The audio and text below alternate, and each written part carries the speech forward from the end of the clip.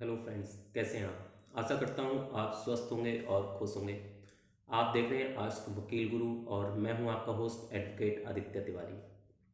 वैसे हमने प्रॉपर्टी से रिलेटेड बहुत सारे वीडियो बनाए हुए हैं जो इस चैनल में हमने अपलोड किए हुए हैं और उसके काफ़ी अच्छे रिजल्ट भी आ रहे हैं। लोग या कोई भी प्रॉब्लम्स होती है तो लोग हमें कॉल करके पूछ लेते हैं। लेकिन अभी हाल में हमारे पास एक तो ऐसे कॉल आए हैं, ऐसी इन्फॉर्मेशन लोगों ने मांगी है जिससे लगता है कि लोग अभी भी बहुत सारे नॉर्म से अवेयर नहीं हैं या उन्हें जानकारी नहीं है, या कई बार हम ऐसे गलतियां कर देते हैं जान पहचान में कि ये तो हम अपने साथी से खरीद रहे हैं, दोस्त से खरीद रहे हैं या किसी रिश्तेदार से ऐसी प्रॉपर्टी खरीद रहे हैं, तो शायद इसमें इस चीज़ की रिक्वायरमेंट नहीं है, अननेसेसरी हम ऐसा काम ना करें।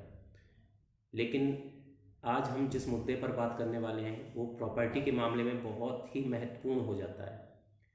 जी हाँ, अगर आपने कोई प्रॉपर्टी परचेज किया है और सिर्फ वो काम आपने नहीं किया है जिसके बारे में आज हम यहाँ आपको बताने वाले हैं, तो हो सकता है आप किसी विवाद की स्थिति में उस प्रॉपर्टी से अपना अधिकार खो दें या कोई आपको कानूनी समस्या का सामना करना पड़े।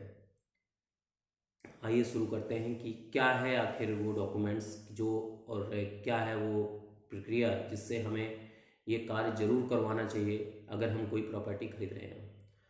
हम बात करते हैं कि जब भी हम कोई प्रॉपर्टी खरीदते हैं तो हम उसकी रजिस्ट्री जरूर कराते हैं, लेकिन कई बार क्या होता है कि हमने अपनी जान पहचान से या किसी रिश्तेदार के माध्यम से या किसी रिश्तेदार की प्रॉपर्टी हमने वो परचेज़ की है और उस पर हम लोग अपना रजिस्ट्री करा के हम बोल देते हैं कि हमारा काम हो गया है, ये अब प्रॉपर्टी हमारे नाम हो गई है। लेकिन ऐसा बिल्कुल भी नहीं है। मैं यहाँ आपको एक जानकारी दे दूँ कि अगर आपने प्रॉपर्टी रजिस्ट्री अकेले करा के ये समझ रहे हैं कि वो प्रॉपर्टी आपकी हो गई है, तो आपको मैं बता दूं उसमें आपको मालिकाना हक तो मिल सकता है, लेकिन पूर्ण अधिकार आपको उसमें तब भी नहीं है जब आपने उसमें रजिस्ट्री कराई है।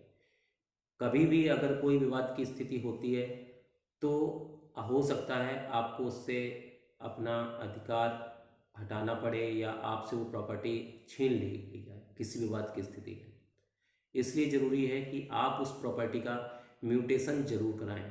म्यूटेशन आम बोलचाल की भाषा में हम इसको नामांतरण भी बोलते हैं और दाखिल खारिज भी बोलते हैं।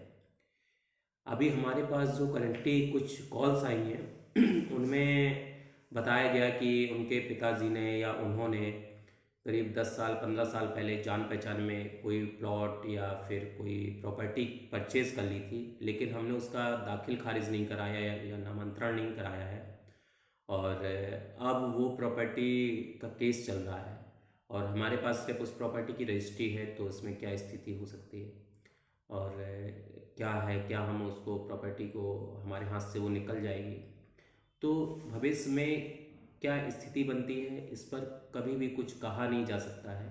इसलिए हमें हमेशा पूर्णतः कानूनी रूप से कानून का पालन करना चाहिए और हमें ये ध्यान रखना चाहिए कि हम किसी भी प्रॉपर्टी का नामांतरण जरूर कराएं। ये कोई बेहद खर्चीला कार्रवाई नहीं है। जब हम रजिस्ट्री कराते हैं तो उसके बाद थोड़ी बहुत से अमाउंट में ये प्रक्रिया हो जाती है और नियरी सब रजिस्ट्रार के ऑफिस में हम अपने करवा सकते हैं जहां हमने ज़मीन परचेज़ की है या जिस क्षेत्र में वो रजिस्ट्रार ऑफिस है। लेकिन रजिस्ट्री के बाद आप दाखिल खारिज या नामांतरण या म्यूटेशन उसका अनिवार्यता करवाएं। आप तभी उसमें अपना पूर्णतः मालिकाना हक आप जता सकते हैं और आप उस प्रॉपर्टी पर अपना कानूनी रूप से भी आप उस प्रॉपर्टी के मालिक माने जाएंगे, पूर्णतः मालिक माने जाएंगे। क्योंकि सिर्फ रजिस्ट्री को कई बार चुनौती दी जा सकती है कोर्ट में और हो सकता है कोर्ट अपने विचार से आपका उससे मालिकाना हक भी ख़त्म कर दे।